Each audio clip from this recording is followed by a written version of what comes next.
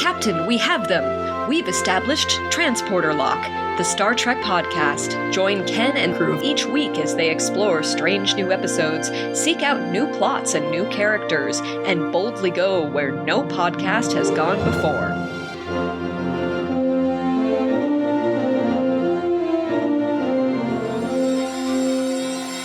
Hello and welcome to Transporter Lock. I'm your chief engineer, Ken Gagney, and I'm joined by the co-host for this season, Jarrod Cyliffe, Commander Jarrod Cyliffe. Commander of what exactly? Well, the Ares, but the USS Ares. But sadly, my ship is no longer really a thing anymore in the Star Trek fan group. It sort of just faded away. A bunch of people kind of left, and I'm the only person. I'm the only person left. So I'm still a commander, darn it. You can't stop me. So, Jarrod, when you're not commander of the Ares, what are you? Where are you? What are you doing? What's your life like outside of Star Trek? Assuming you have one. Oh boy. Okay. Okay. So, last episode we talked a little bit about my history with Star Trek, but I didn't say too much about who I am outside of Trek, right? So I suppose this is a good question. And the problem I have with answering that question is that I apparently never learned how to just do one thing. So my actual day job is in information technology. I'm the president and CEO of an IT services company. I've been working professionally with computers and networks since the 1990s. So that's the responsible adult portion of this. And everything else goes downhill from there. Pretty rapidly. No, I'm also the editor-in-chief of Old School Gamer magazine, where I write and edit material about, classic video games. And my particular area of obsession tends to be the home computer area, especially the Apple II, because apparently at some point I decided that modern computers were just far too reliable and convenient. But it's actually part of how you and I met, because we're both involved in the Apple II community. You, of course, published Juice.js. So there's this entire little ecosystem of us out there still talking about computers that are obsolete before probably some of our listeners were born. But that's okay.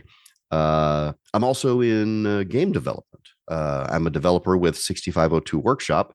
Those are the people behind Nox Archaist, which is a modern role-playing game that actually runs on a real Apple II.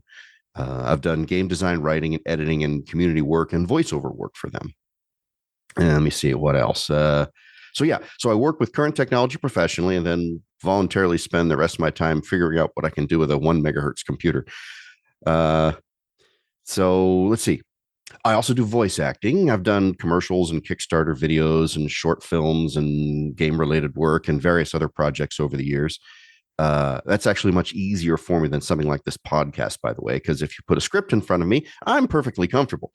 If you ask me to spontaneously remember somebody's name while I'm talking, suddenly every noun I've ever learned leaves the building all at once, which is why there are several pages of notes in front of me right now at this very moment. Let me see. Music is a big part of my life. I'm a drummer. I've been playing live on stage for decades. I compose music as well. I actually wrote 16 pieces of music for the somewhat ill-fated Shroud of the Avatar game that Richard Garriott did. Huh. I backed that Kickstarter. Yeah, me too. I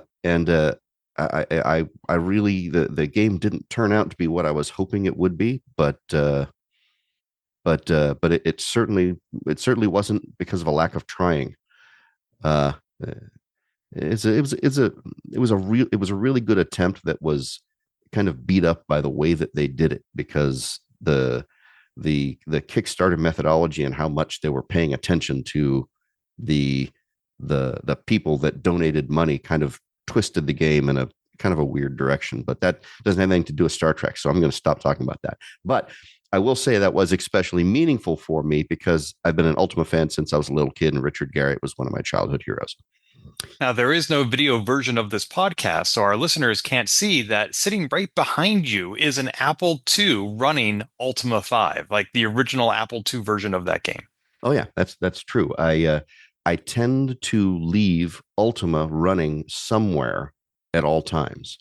That's just me. Let's see. Is there anything else? Oh, this might take too long. Okay, so I own and operate an internet radio station called Epic Rock Radio, which specializes in progressive, symphonic, and power metal. So if you like songs that are 11 minutes long and contain three key changes and two time signature changes, and have a choir, an orchestra, and possibly a dragon, I probably have a radio station for you. Then there's martial arts. I've been training essentially for my whole life. I don't remember not doing it. I think I started when I was 4. Um, I'm a 6th-degree black belt in Taekwondo and Muay Kwan, and I ran a martial arts school for about 15 years. These days, I only teach a small group of longtime students, which is probably fortunate because there are only so many completely unrelated things that a person should be attempting to do in a single week. But I was also in a previous life, long time ago, before I started the computer work. I was the head of security in a nightclub for several years, which provided me with an enormous amount of practical experience in martial arts and an equally enormous desire not to ever work in a nightclub again. Let's see. I think we're almost done. I think I've been involved with like online gaming communities for a long time. I founded an MMO guild back when the phrase MMO still required an explanation. I've been involved with a bunch of retro gaming preservation and development projects over the years. And apparently, because none of that was sufficient evidence of how geeky I am, I collect old Apple II software, as you mentioned. If I turn that camera that the people can't see, there's 6 shelves full of old Apple II software over there. I'm an enormous Ultima fan, obviously. I love science fiction and fantasy, and I have a lifelong tendency to become intensely interested in something and then somehow helping to run it eventually. It's kind of a recurring pattern of my life. I discover something I like, I become interested in it. 6 months later, somebody gives me responsibilities in it, and so that's me. I have had that same exact experience. That's how I became the committee chair for a Contra dance. I joined the board of directors for community theater. I'm now editor of Juice GS. All these things I just started off with as a volunteer. And then somebody else said, you need to do more because we want to do less. Yeah, I'm afraid that that's the story of my life and apparently yours as well. I don't think quite to the breadth or depth of yours. You are even more of a Renaissance man than probably anybody I know. You know, it seems like a lot, and I guess it is. But when it comes down to it, the I just get into things because they look like fun. That's right. It's like, hey, that looks like fun. And if I don't stop doing it, eventually somebody says, hey, you're really good at this. Why don't you do it all the time and be in charge of it? And I'm like, okay, fine. Yeah. Every now and then in traffic, I get stuck behind a Jeep and I see the slogan that says, if it's not fun, why do it? And I was like, well, there are a lot of reasons to not do things that are fun. Like maybe they're bad for you or bad for other people. But I do get the point of like, life is so short. Why would you dedicate any of your free time to something that makes you unhappy? I mean, unless, of course, it is for the betterment of someone or something else in the aggregate, but I don't want to get too philosophical. It's just that, like, yes, to your point, do things that are fun. Yeah, do things that are fun, but try not to let them become too much of a job because then maybe they become less fun. This is true. Well, speaking of doing too much with things that we like, this is a Star Trek podcast. Indeed. And we are here to talk about Strange New Worlds, Season 4, Episode 3, Human Best Friend, and Episode 4. Do you want to take a stab at pronouncing this? Oh, just as an aside, everybody, Ken and I actually looked up the pronunciation of this before we started the podcast. It was A case of Chiaroscuro. Yeah, that's it. You'll not be hearing me say the name of that episode again. The one time was the best I could do. But we'll start with Human Best Friend. Do you want to do like last week where I summarized this episode? You can summarize the next one? Sounds good to me. Cool. Human Best Friend is when they are on their way to a diplomatic mission with an alien species that has very particular communication styles. And they are so stressed over preparing for this diplomatic mission that they decide to take some shore leave on a planet we've never heard of before, where the atmosphere causes everybody to get drunk. They don't need to engage or imbibe anything. It's just a natural occurrence. And they all decide this is a good idea. and all the command crew, Ortegas, Scotty, Pike, Una, Uhura, Spock, and Nurse Chapel, and La'an from security, all go down to the planet and decide, let's all get drunk at the same time. We'll make good decisions. This is a good decision. It is not a good decision. As soon as the shuttle bay door is open, the episode flashes forward to Ortega's waking up from a drunken stupor. She's sober. She's with Scotty, who is not sober. They have not done anything sexual, which I was relieved to hear. But they need to figure out what happened while we were out. How do we get this written message to Pike? Because this is a technology-free planet. And where's our shuttlecraft? And how do we get back to the ship? And all of a sudden, now the diplomatic mission is coming to us, and we need to get ready for it. Hmm. So I call this episode Dude, Where's My Shuttlecraft? Other people call it The Hangover, which is a movie I've never seen. I sounds like it's very similar, though. Have you seen either of those movies? I have a long time ago. I vaguely watched Dude, Where's My Car because it was on the TV at the time, but no, the other I haven't. Okay, so neither of us have seen Hangover. I saw Dude, Where's My Car in theaters. Oh, Like I paid to go sit in a dark room, focus on just that for 2 hours. you know, I used to have a very high opinion of you, Ken. It's fine. That's only because you didn't know me better. It was, the facade was bound to crumble at some point. It's all just a hologram. So, what do you think of this episode, Jarrod? Well, golly, besides there's a whole lot of hand wavium this season where uh, the characters just make just really dumb decisions, and you know, this is the king of that. This is you did what and why and how did you think that was a good idea? But once you get past that and you look at the episode itself, I thought it was pretty amusing. The part of this episode, of course, that felt most consequential to me is probably Spock and Kirk. I know that Scotty and Ortegas were the kind of the central crux of the season, but or the of the episode, excuse me. But with my love of Spock and seeing how the relationship that they have kind of developed,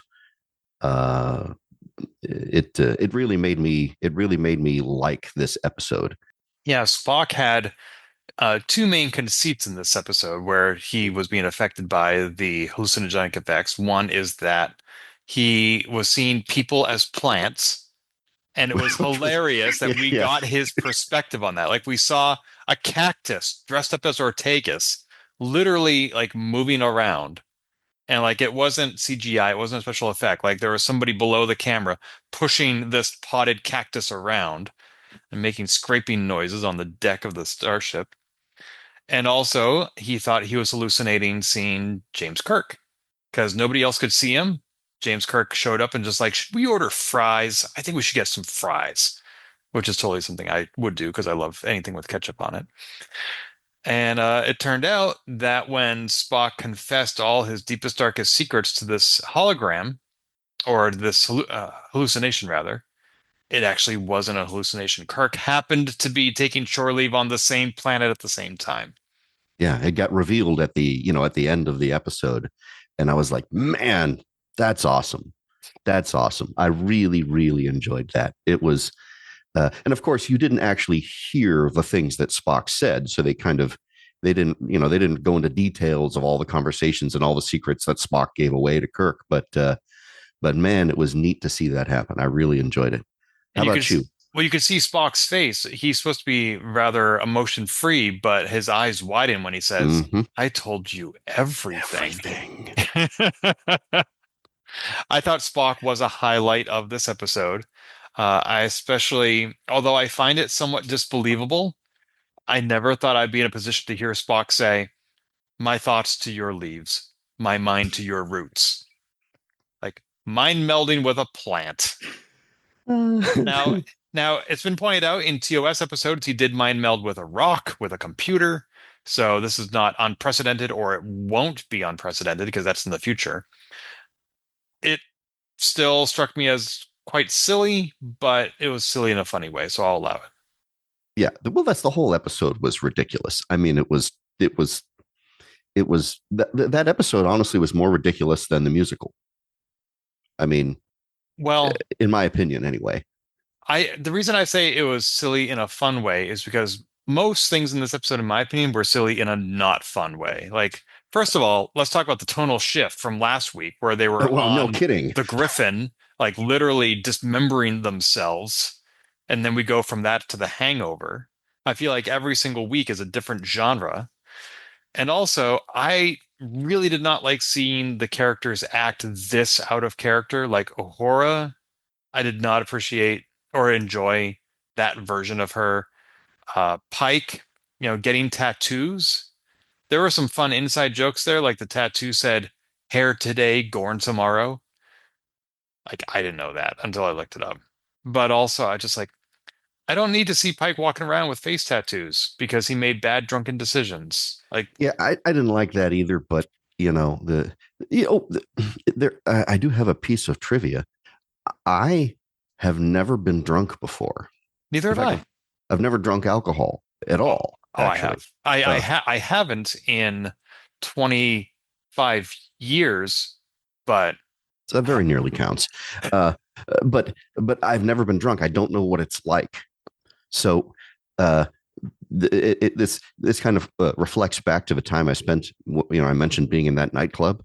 mm, Uh, there were drunk people around me all the time, and I just couldn't fathom why they were behaving the way they were behaving. Because I have no common frame of reference to understand what it's like to be drunk.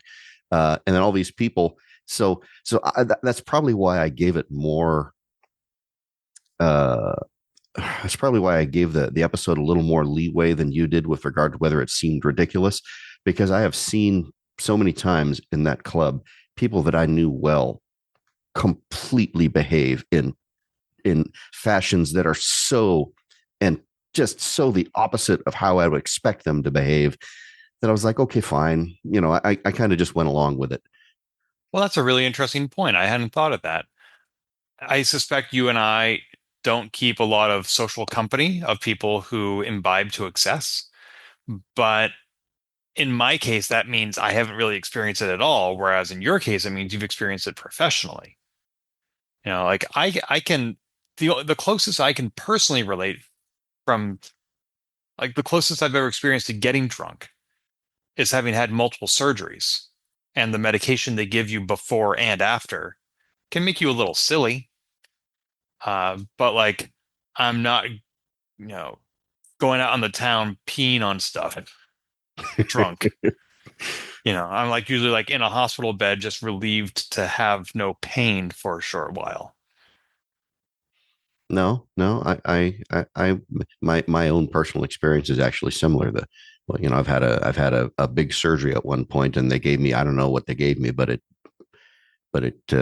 was good. it was something.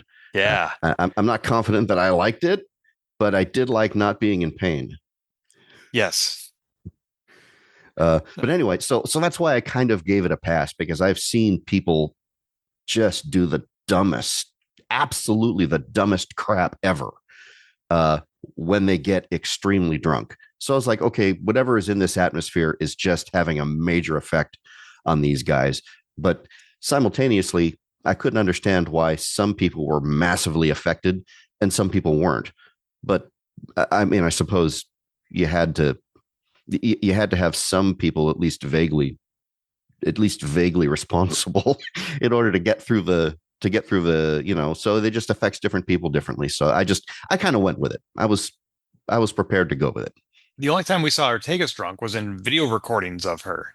For some reason, she was sober the whole time we saw her hanging out with Scotty, which Yeah, is I don't know why. inexplicable. Yeah, she just wasn't. So Yeah. okay. So you may have seen people act out of character before, but I don't come to Star Trek to see them act out of character. Now, if they were, for example, forced to sing or to dress up and act like they were in a James Bond holo novel or a fantasy setting, we've seen all these things happen. And I give that more leeway because they're not themselves. Like they have an external force acting upon them, as in this episode, but it supplants or replaces their personalities almost wholesale. And even when they were singing, I still felt like they were themselves, like they were expressing their actual concerns, their actual desires, just in a medium that they were unaccustomed to. In this case, I don't need to know that Ike wants to get a facial tattoo or that Dr. Mbenga wants to be a bartender. Like at the end of the episode, he was a good bartender. Great. Why was he behind the bar in the first place? He doesn't work there. Well, I've got three conflicting viewpoints, right? First, I think the episode works if you accept the premise that Strange New Worlds is occasionally going to behave like a comedy anthology, right? That happens to use the Enterprise crew, right? Once I stopped asking the story to behave like a conventional mission, I enjoyed some of the character payoffs. I mean, they were super intoxicated and sometimes like what? But the Scotty Ortegas reconciliation and the Kirk Spock material gave the episode enough emotional structure, even if the Scotty Ortegas their conflict was short, from the last episode and felt a little weird. I liked it enough to feel like it wasn't just 45 minutes of some random drunken gags. Uh, it's one of those episodes where I like the character destinations more than the road to get there. You know what I mean? I like where Scotty and Ortegas end up. I like what happens between Spock and Kirk. My problem is that the episode has to sustain an enormous amount of intentionally obnoxious, intoxicated behavior to reach these moments. Yeah. Some of the jokes landed for me, some did not. So I ended up liking pieces of it more than I admired the whole. The problem for me is not that Star Trek isn't allowed to be silly. The original series could be wonderfully silly. The problem is whether the comedy still lets me believe that these are highly trained Starfleet officers living in a coherent world. Like the behavior became so broad that the diplomatic crisis resolves so conveniently in the end that I start seeing the machinery of the joke instead of the characters. You know what I mean? So the scenes with Scotty and Ortega, Spock, and Kirk are good, but I do wish they had been inside a story with a little bit stronger internal discipline. Yeah. And that's kind of what I was getting at just less eloquently when I said I don't need to know that Pike wants a facial tattoo. Like Right. these are Starfleet officers, and I don't want to see them behaving this way. So that was, in my opinion, disappointing. Like, Dude, Where's My Car works because you see how those guys act when they're not drunk. And believing that they behave the way they did when they were drunk was very consistent. There was an internal characterization there that you could transition from one to the other without making a huge leap. The versions of the characters that we saw this week is unlike anything I ever imagined for these characters, and not in a good way. I understand. Now, there are some classic precedents about this, and I took some notes. I have notes. Uh, in original series, there was the Naked Time, the Psi 2000 contamination that strips away all the inhibitions and makes the crew behave intoxicated and emotionally exposed. And right, that's probably the closest conceptual ancestor. It uses loss of control to kind of reveal normally suppressed parts of the characters, especially Spock. And we're not going to get into detailed review of all these older episodes, but there have been things that happen like it. Like what's another one that I took notes of here? Naked Now. A contaminant causes everyone on Enterprise D to become like really disinhibited and reckless, but they don't do their personalities don't get weirdly exposed. They don't get changed that much. It's not nearly as extreme as this episode was. You know what I mean? I thought The Naked Now was a really bad choice for them to make as season 1, episode 2. Yeah, right. because we didn't have a baseline for these characters yet. So even though conceptually that's similar to what we just saw with Human Best Friend, I can give it a pass because we didn't know that those characters were acting out of character yet. Right. Makes sense. And what was it? What was the DS9 episode? I've got the note. Where is it? Fascination, right. Where Loxana uh, goofs with everybody's brains and external biology making everyone behave unlike themselves, right? Uh, but once again, nobody behaved so crazily far out of character as they did in this episode, which as a yes, I give them a little bit more of a pass than you do, but I think it's almost because I look at this episode as a what if episode rather than a oh that really happened. You know what I mean? So it's almost not canon in a way.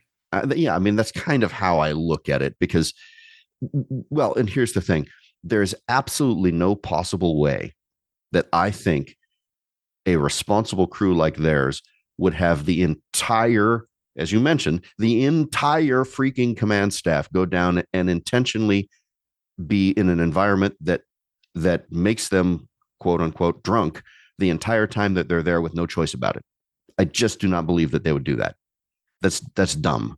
Also, And they didn't, well, not speaking of bad decisions, they didn't read the fine print, they didn't read the microprint.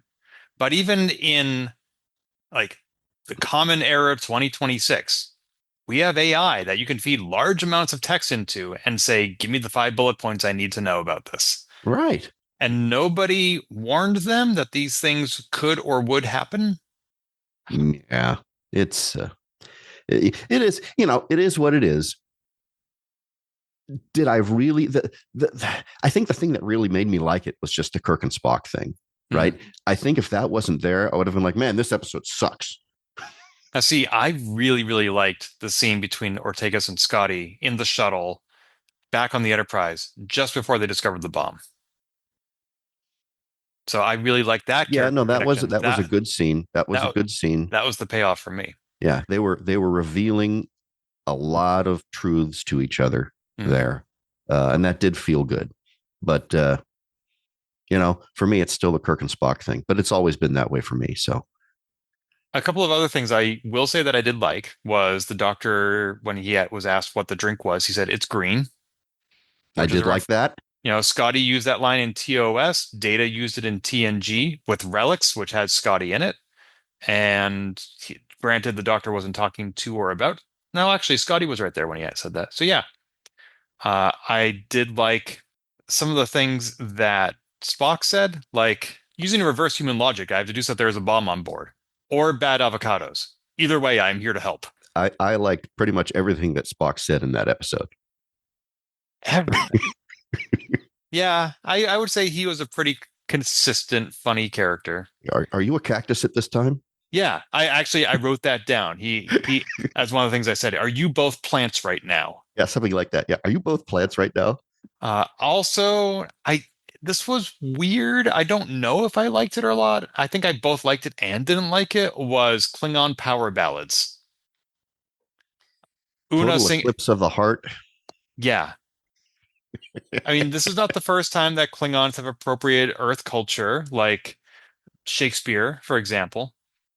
But apparently, if you look at the fine print on the playlist that Una had lined up, other songs include Yellow Battle Cruiser, Romulan Rhapsody, Let It Go, Honor or Cowardice, Smells Like Bad Blood Wine, and Aim for the Second Heart. Smells like bad blood wine. That's very funny. So these are all parodies or spoofs of human songs, and we didn't get to hear many of them. Now, of course, they filmed this episode before Bonnie Tyler passed away, which she did recently, but it was sort of a nice homage and a timely one, if unintentional. But yeah, I overall didn't like the episode. Just gonna leave it at that. I mean, I thought some of the sets were cheap, like how La'an just walked into the background for that fight that you couldn't really see when Chapel was playing bingo and these aliens converged on her. It just felt like somebody had set up an office with some desks and put trench coats on people for La'an to fight. And I don't know. It just it didn't feel like they had they should have had better things to do. The producers and directors and scriptwriters, I think. I just treated the whole thing like a giant spoof. You Yeah. know, I just that's the way I looked at it. I just said, 10 minutes in, I was like, this is dumb. This is ridiculous, and I'm just going to treat it as ridiculous. And once I relaxed into the ridiculous, that's just the dumb things that kept happening that just wouldn't really ever happen for real. I mean, for real in the Star Trek world. I mean, let's come on. But anyway, I was okay with it. I didn't dislike the episode. I thought it was funny in a really stupid way because I didn't take it seriously. If I tried to take it seriously, I wouldn't have liked it. I like Star Trek too much to not take it seriously. And I know Yeah. Mystery Science Theater tells me I should relax because it's just a show. And I do. I mean, there were parts of this that I really liked, as I mentioned. Spock was great. The payoff with Scotty and Ortegas was great. Some of the one-liners, like "they stole my eyeballs," was great. Uh, but I can like individual parts and still think it was not a great episode. Okay, that's fair. I think that's a fair assessment. Yeah. Uh, I think how much I enjoyed the Kirk and Spock spun it around enough that I called the whole episode more of a positive than a negative. But I can absolutely understand where you're coming from because man, it was dumb. Yeah, and there are movies I've seen where the first hour was dreadful, and then something happened in the last half hour that I was like, "Oh my God, this was worth the payoff." Yeah. And for me, Ortega Scotty thing was the payoff. Was it worth the rest of the episode? I feel like they could have gotten that payoff differently. They could have gotten there. Like, put Odo and Quark in a turbo lift for a couple of hours and they can't escape, or Shuttlecraft 1 from Enterprise. So there are all these ways to put people into situations that doesn't involve inebriated behavior. Yeah. No, and I'm with you. I'm not a big fan of inebriated behavior. Uh, as previously mentioned, I am no longer interested in working in a nightclub. I'm no longer interested in going to a nightclub. I'm no longer interested in being around inebriated people in general. That's just not a thing I want to do. So, you know, Well, well, for those who are listening who may not know me or us as well, I do want to say that the majority of my friends drink responsibly, and I have no problem with people who drink or with alcohol, but I have also lost relatives to alcohol abuse. mm, And so, uh, the reason I don't drink isn't some sort of a moral judgment on other people or their pastimes, nor is it because I think I would have that same problem that my relative did. It's just because, you know what? I decided it's more trouble than it's worth. That's all. I think for you and I are pretty similar in those in regards to the friends that we hang out with and I mean, my wife, she drinks responsibly. She doesn't get drunk. And I have no problem with that. I don't have a problem with it. I don't like drinking to excess. I think that's a bad thing. And the reason I don't drink is, well, I'm not going to get into that, but it's a that is not a story for this podcast, my friend. But suffice to say that there's 50-50%, and reasons that I don't. One half I won't talk about. The other half is I've gone so far. I've made it all the way up until now. Why start? Can't ruin my streak. It's easier to adhere to your standards 100% of the time than it is to adhere to them 95% of the time. Because once you fall off that wagon, it's really hard to get back on. You're like, oh, I let myself slip once. What's one more time? Et cetera, et cetera. Absolutely, I agree with you on that one 100%. Yeah. All right. Shall we move on to the next episode? Let's do it. Yeah. So this is a very TOS style episode where they happen to find a planet that's populated with a alien species that looks just like humans, and so much of their technology and their culture, like right down to the bars where they go to socialize, is so much like Earth culture. It's almost like Kirk and Spock and Bones want a piece of the action. Except this time, I'm sorry, I said you were going to summarize this episode. I'll hand this over to you. Oh no, that's fine. The elevator speech on this one is what? Enterprise is sent to recover a Federation probe that has drifted into Klingon space. So Una and Mbenga and Uhura retrieve it by shuttle, but a Klingon D7 forces them down onto, I can't remember how to pronounce, what is it? Matar? Is that the name of the planet? Matar? Forces them down onto Matar, an occupied world where the local radiation causes everyone to perceive the environment in black and white. That's interesting. By the way, trivia, I am colorblind. So I could barely tell the difference between a regular episode and this one. But anyway, Una is immediately mistaken for Nivette, who is some sort of powerful local collaborator or something like that. She chooses to play the role, only to discover that Nivette was actually secretly helping the resistance from inside the occupation. Una ultimately decides to finish Nivette's mission.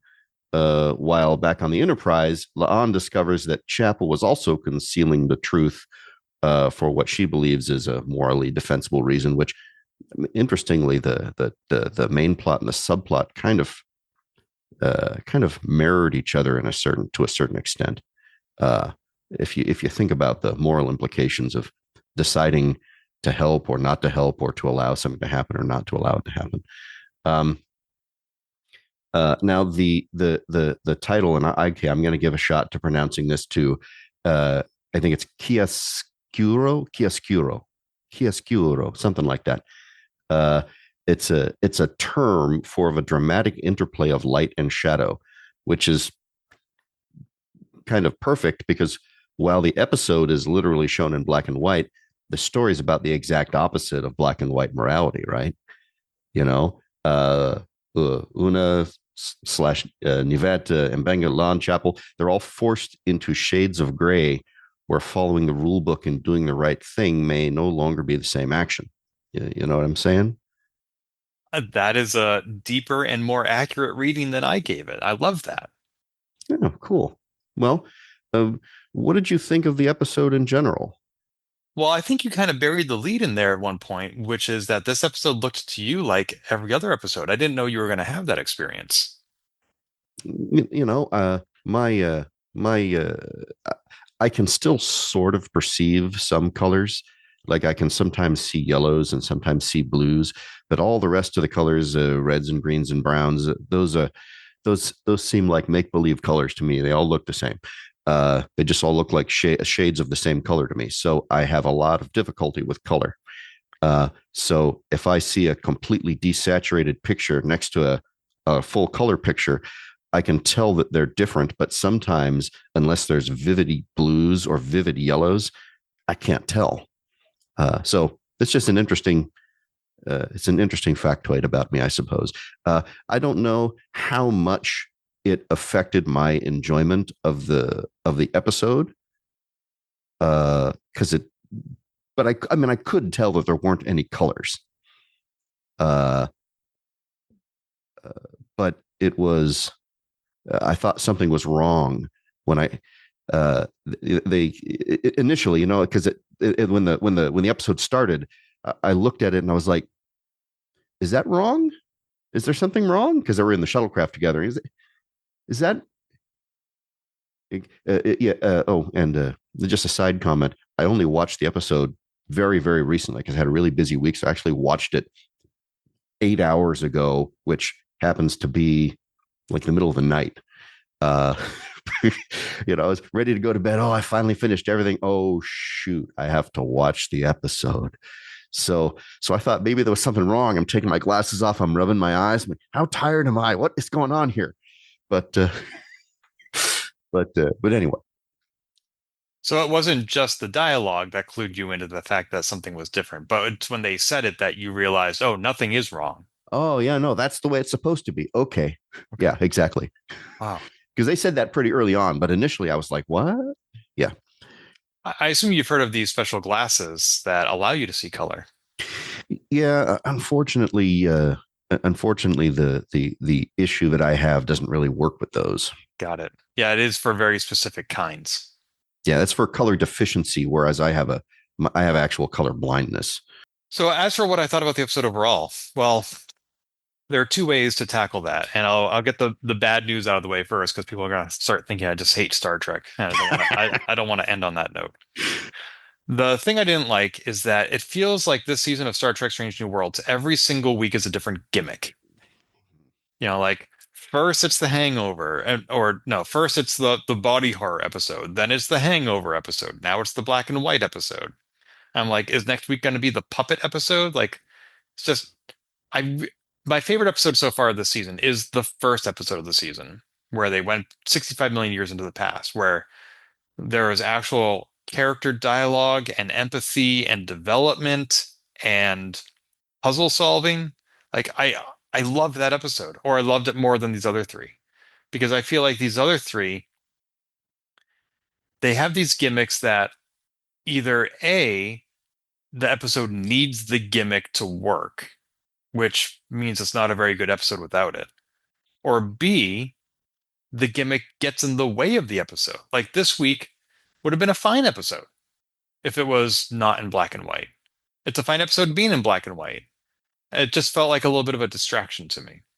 And also, if they want to be consistent, maybe they should have done the intro sequence in black and white, just like how they've done it animated and sung before. But as my friend Sabriel pointed out, maybe that intro sequence was their way of cluing in to the audience that no, your TV is not broken. It still does show color. So, Shucks. so that was the bad part. I'll save the good part. What did you think of the episode? Oh, well, once you get, because my concern is the same as yours. I mean, almost every episode this time has had you needed a large amount of hand wavium in order to accept the premise of each of them, right? I mean, they even talk about it directly in the episode. What's the likelihood that Una has an exact double that people who know her very well, right up in her face, can't tell? I mean, that's pretty darn low. I mean, is it mathematically possible? Yes, but it's also ridiculous to expect for that to happen. It's just so, and then every other ridiculousness about the episode. Gosh, everything sure looks like Earth. They got alcohol and they got fedoras and everything else but once you get past that, and the good news is I'm kind of forgiving about that stuff. It's like, okay, they just wanted to set this episode up. So they did this, they just set it up. They just wanted to tell this story and they want me to go for it. They want me to relax and accept the premise. So I'm going to do that. So I did. And then once I did, I really found that I liked the construction of the episode, that noir style isn't just a costume for the show. It's their black and white photography, the occupied city, checkpoints and double identities, and the bartender who knows more than he says, the resistance operating beneath a collaborationist surface. It all kind of reinforces the moral argument that the episode was making. The episode looks like a world of stark blacks and whites, while insisting that the people living inside it do not get to make those stark black and white choices. You know what I mean? Like Una was unusually well suited to the story, which something actually pointed out, and Benga pointed out, is that she spent so much of her time hiding a fundamental part of who she is, right? So she understands what it means to perform an identity in order to survive. To be honest, this is something that I understand, as I haven't really discussed this all that much, but I am definitely on the spectrum, and I have had to learn how to perform as a human, right? I didn't know how to talk to people for a long time. Everyone thought I was just the weirdest. Nobody wanted to interact with me. I said stupid things. I did stupid things. I talked too loud, talked too quietly, talked too much, stood too close to people, all kinds of things that I didn't understand that I was doing wrong. And I had to learn how to perform that way. So even today, I have all these rules in my head that I use to perform. How do I behave? And Una had to do that to be performative about who she was, and she knows how to do it. So when she discovers Nivette has already been performing a public identity with a collaborator on the outside and resistance organizer underneath, Una's sympathy doesn't feel arbitrary to me. I think she understands the cost of living behind a mask. And that's part of what propelled her to help, even when maybe it wasn't the right thing to do. Maybe getting out of the way was the right thing to do. But, um, and I liked Mbenga kind of as a moral counterweight, right? I mean, he was definitely the most important supporting character in the episode, in my opinion, because he refuses to give Una the easy answer she wants. You know, he's lived through war, right? He knows that sometimes the choice is not right or wrong. It's the one that you can live with in order to protect somebody or something, you know? It makes him the perfect person to stand beside Una here because he is not naive about what resistance and occupation do to people. At least that's what I thought. Yeah, the two of them and their backgrounds really lent themselves well to this episode. They mentioned many times the fact that Una had hidden herself when she joined Starfleet, and Mbenga, he gave the very concrete example of how he basically killed all the protesters outside the hospital, Mm-hmm. which, as he said, is a skill he has that is very contrary to his Hippocratic oath. But I really liked what we already know about the Doctor. You know, we didn't see as much of Una's past as she's alluded to. There was the courtroom trial episode where they talked about it, but there were flashback episodes with Mbenga and Chapel where we saw them like out in the field, you know, doing triage and making hard decisions. And in a lot of ways, that told me everything about Mbenga that I ever needed to know. So the fact that he was the butcher in a previous episode where he had killed so many Klingons, and here he is on a Klingon occupied world, he must have been showing remarkable restraint. You know, and to couch Una on saying like whether or not she should intervene, as opposed to him saying, we need to kill these bastards. You know, and we saw that on TNG with Miles O'Brien. The first humanoid he ever killed was a Cardassian. And he said, I don't hate Cardassians. I hate what you made me into. And same thing with Kirk. Like, those bastards murdered my son. You know, Mbenga could very clearly have plenty of reasons to hate Klingons.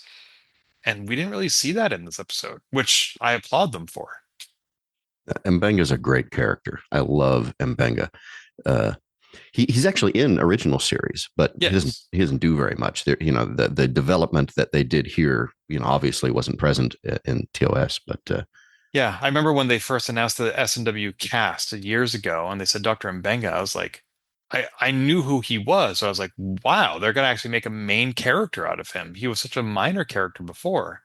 That's really interesting. And I'm also curious to know how he's remains on the Enterprise, but not as chief medical officer when McCoy comes along. I don't know if we'll get to see that transition, but it's something I'm curious about. yeah, for sure. Uh, and I suppose we should talk about the B plot, huh? I'm not done talking about the A plot yet. Oh, well, let's go. Let's go. Yeah, well, first of all, the main Klingon is named Kor, and he has been on TOS, TAS, and DS9 before. This character, played by different actors. Yeah, John Kulikos, I think is his. Yeah, who Unless you're referring to the animated version, which was played by James Doohan. uh, but no, but well, John Kulikos was cool. He also played Baltar in the original Battlestar Galactica. Oh, cool. I didn't know that. Yeah, So, awesome character. He does a great job with that. But anyway, well, I thought this week's actor did a great job. I love this kind of Klingon who is more insidious as mhm. opposed to blunt. You know, he's really manipulating the situation as opposed to just coming at it with a bat'leth. It was nice to see that Klingons are capable of that kind of hostility. But I also have a hard time reconciling this with Kor the Klingon, who's a friend of Jadzia and Ezri Dax on Deep Space Nine, because this Kor is a jerk. Oh yeah. Like Oh yeah. I don't see occupying a planet as being very honorable, and maybe there's an argument for it. But the Kor that I saw on DS9, he did seem honorable, and that's difficult to reconcile. Well, you know, just like just like people can change, you know. That's a lot of time passed. And Klingons, I forgot how long Klingons live, but they live longer than humans, you know. It's like 150 or 175 years, something like that.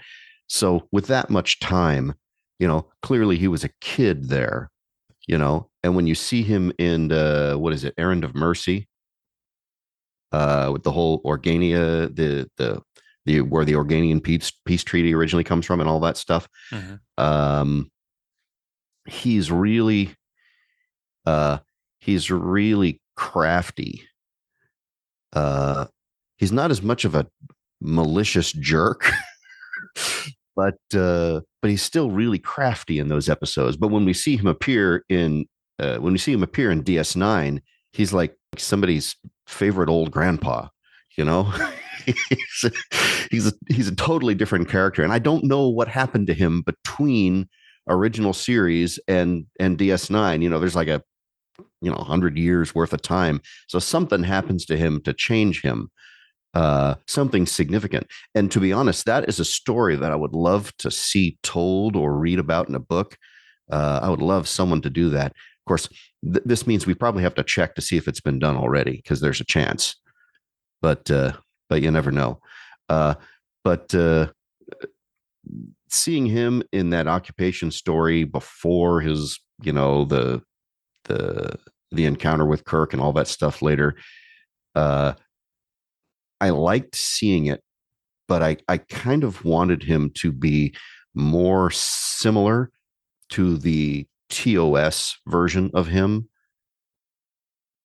because there's not that much of a time gap between this and TOS. That's like not even, maybe that's less than 5 years difference, and he's in charge of an occupation on a totally different planet now. Yeah. You know what I mean? So he was in charge of an occupation there that he clearly failed at that one because a bunch of people got away. And he gets put in charge of another one. Mm-hmm. So what? I don't know. So that kind of felt a little bit funny to me. But once again, there's only so much you can do, because, I mean, come on, the original series was made a long time ago.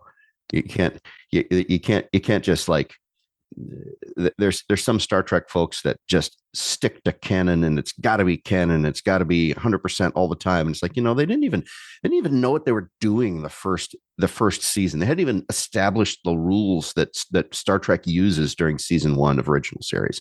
So, I give them I'm a little more liberal with my passes that I hand out to allow this kind of stuff. There is an easy solution to all this potential timeline continuity issue, is just make this week's Klingon somebody new. Right. It didn't have to be core.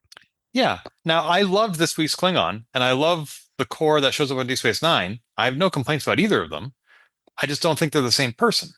And so why shoehorn it in just to be like, you can be like Leonardo DiCaprio on the couch pointing at the TV saying, I know that Klingon. Talking about Jadzia or not Jadzia, goof.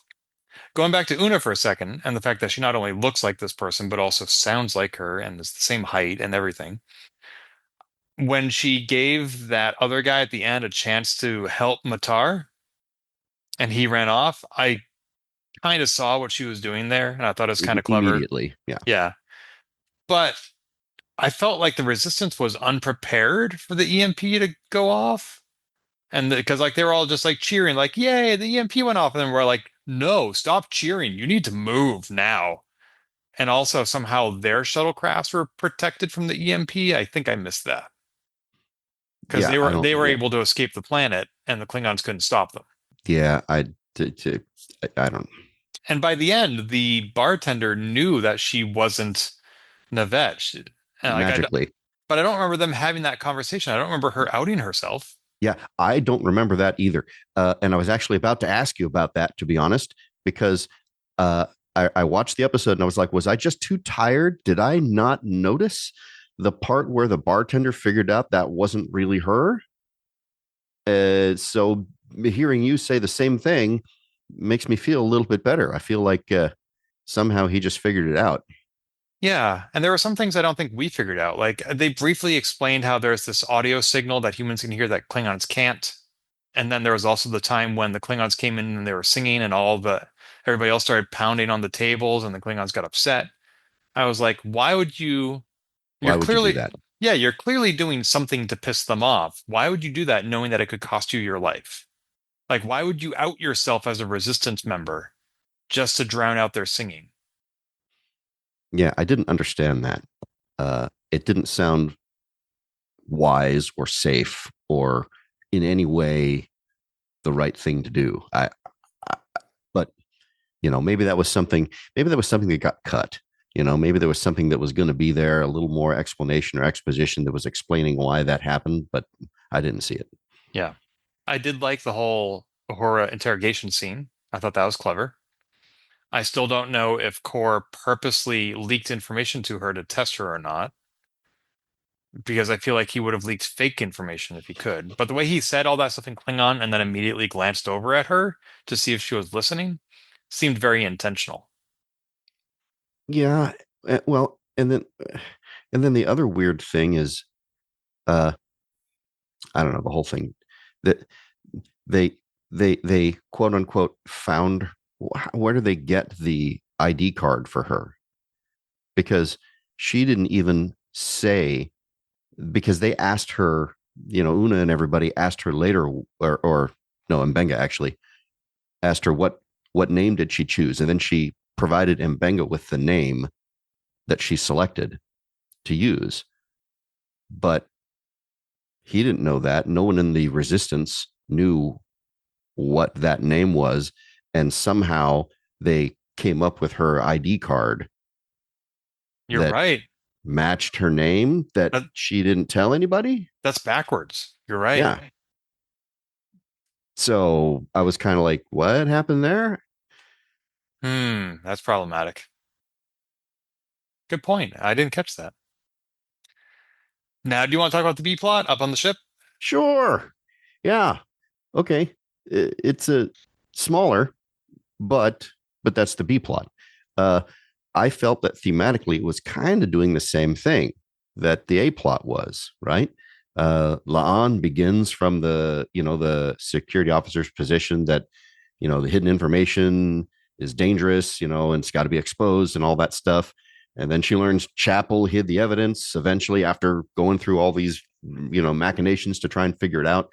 Uh, she finds out that Chapel hid the evidence to protect people who cross the line for a rescue mission, and by the end, Laan herself withholds that information from Pike. Uh, of course, I think Pike maybe knew that. He, he's not dumb unless he's on that planet getting tattoos on his face. But but the person investigating a cover up becomes part of the cover up, which is kind of a neat little mirror of Una becoming part of Nevet's resistance operation, I thought. Yeah, I liked what was happening on the ship. I can see how she was being a little paranoid and how Spock said the evidence does not support your hypothesis. I did think it was weird that her very first thought was that it may have been modified during transport, but then she didn't check the transport logs. Yeah, that was a little dumb. But also the fact that Nurse Chapel didn't scrub the transporter logs. Like, and also if she used the transporter, why was the data chip misaligned or dislodged? Like, shouldn't it have just gone right back to where it was? You, That's, you, you would think when you're using the transporter, you can be very specific about this kind of thing. yeah, especially given the expertise that people in sickbay have had with the transporter, like Mbenga keeping his daughter there. I felt like Chapel had multiple opportunities to not get caught. It's almost like she wanted to. And I don't think that's actually true, though. But in the end, she knew that if she kept this to herself, La'an would think she was being paranoid. And Chapel was like, I can't delude my best friend or a good friend. Yeah. Which is why she said, I'm asking you as a friend, not as a security officer. No, and that whole part, with the exception of the inconsistencies with regard to transporter and all that stuff, I liked it. In fact, to be honest, this whole episode, I think it's this kind of genre episode, I think, is something that Strange New Worlds does really well. In my opinion, you could have, I mean, I don't know how big of an impact it has on people who can see colors very clearly, but in my opinion, you probably could have removed the black and white photography and the noir references, and there would still be a substantial Star Trek story underneath all of that about the occupation and resistance and identity and non-interference and all that stuff. The style makes the story richer rather than replacing it, even if it was a little janky. For me, that's the difference between a genre experiment that feels earned and one that feels like the writer started with a gimmick and then worked backward. You know what I mean? Um, I mean, I think the episode is stronger than the high concept setup makes it sound. The coincidence that Una is an exact double for one person who can unlock the entire resistance plot requires a pretty generous amount of the hand wavium I mentioned earlier. But once I grant that premise, which I usually do with Strange New Worlds because they tend to do really weird stuff, the moral problem was good. I really liked that. I liked that a lot. The execution was maybe a little shaky. In fact, not maybe. It was. The execution was a little shaky. But I happen to like that the ending doesn't pretend that Una can just make the whole situation clean. You know, she helps people, but she also interferes and deceives and takes a political risk. The discomfort that she feels from that, I hope, survives the victory. You know what I mean? And moves on from there. I hope it, you know, she was worried about, well, I changed something. Well, I saved people, but how many? And Benga, well, you can't save everyone, and it left her feeling kind of like a did I do the right thing sort of situation. So I liked the way they wrapped it up. Well, what about this? The reason that Chapel erased some of the logs on the probe is because she couldn't have evidence that a Star Trek, a shuttle, or a Starfleet ship had purposely crossed into the demilitarized zone and interfered with Klingon space and people. Right. Which is exactly what Una just did. It was exactly what Una just did. And they're not going to erase those logs. So Chapel said people's careers could be on the line if this data got out. The data about Una's mission is going to get out unless Pike buries that too. Well, this was different because the I forgot the name of the medical ship, but they went to rescue people without orders to do so, whereas this Starfleet actually said go get the probe. They didn't say help the resistance. Well, true, but at the same time, that's the thing that I think is interesting, right? The hard question is whether Una had the right to help at all. I mean, it's Klingon-controlled territory. The Federation's trying to avoid escalation, and Starfleet officers cannot normally decide on their own which resistance movements deserve material help. On the other hand, the rulebook becomes morally uncomfortable when you're standing in front of people who are being occupied and you possess the ability to save lives. So I think Trek is sometimes at its best when the regulation and the ethical impulse are both defensible, right? Because then the captain or whoever's doing whatever cannot solve the episode simply by quoting policy. They have to make a hard decision, and I like the moral ambiguity of that. That's a lot of what I like about Star Trek is where, these fast and hard Federation has these fantastic rules, but the morals, your morals sometimes when they meet with reality, sometimes you have to make hard decisions, and they did. Una did. They all did. And were they the best decisions that could have been made? I don't know, but that's the reason that I liked the episode. And I don't know if you caught this, but at the end, as they're leaving that space and Una's looking at her reflection in the shuttlecraft, it slowly transitions from black and white to color. I actually watched that several times at the end of the episode. I was like, did that change? Did that change? To make sure it did. Uh, oh, by the way, this is not in my notes, but I wanted to keep this on board. When Laan was talking to Scotty about transporter logs and all that stuff, or about stuff, Scotty goes. Scotty's response to something, and I didn't write it down, but it's something like "cross my heart and hope to get caught in a transporter buffer," or something like that. Which of course happens to him. Oh, in next gen. A little foreshadowing. I hadn't caught that. Uh-huh. Good point. Cross my heart and hope to cross my heart and hope to die. Cross my heart and hope to get caught in a pattern buffer. And I did like that Laan said to Pike, there were some revelations as a result of my investigation. Did you know that Scotty and Ortegas are friends now? Right. So just in case you missed it, they are now. They are. Yeah. It's kind of hard to miss, though. Yeah. Although, if you were as tired as I was, I did have to work pretty hard at focusing. But anyway. So overall, I liked the episode. I would say it's my second favorite episode of the season so far. There's only 4, so it's in the top half, not the bottom half. But it was very TOS in some ways, and I am curious if they're going to continue with the gimmick of the week. Well, I think they are, but we'll see. Yeah. Unless they front loaded it, because it's been pretty darn gimmicky so far. Yeah. Well, whatever gimmick they throw at us, we will be here on Transporter Lock to review it. I'm ready. Great. Until then, see ya. If you've enjoyed this episode, please leave a review on iTunes and keep your hailing frequencies open by following us on Twitter @TransporterLock or subscribing to our podcast and email newsletter at transporterlock.com.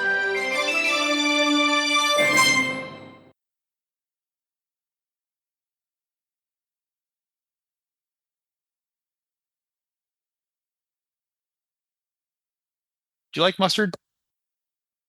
Mustard? Yeah, like on a Cuban sandwich? I am a really big fan of coarse ground brown mustard, where they got the big, where you bite into it and you feel the mustard seeds go pop. I love that. So there are some types of mustard I really like. Just regular yellow mustard, meh. But brown, brown mustard, especially coarse ground brown mustard with lots of horseradish in it, fantastic. Awesome. Let's go get some sandwiches.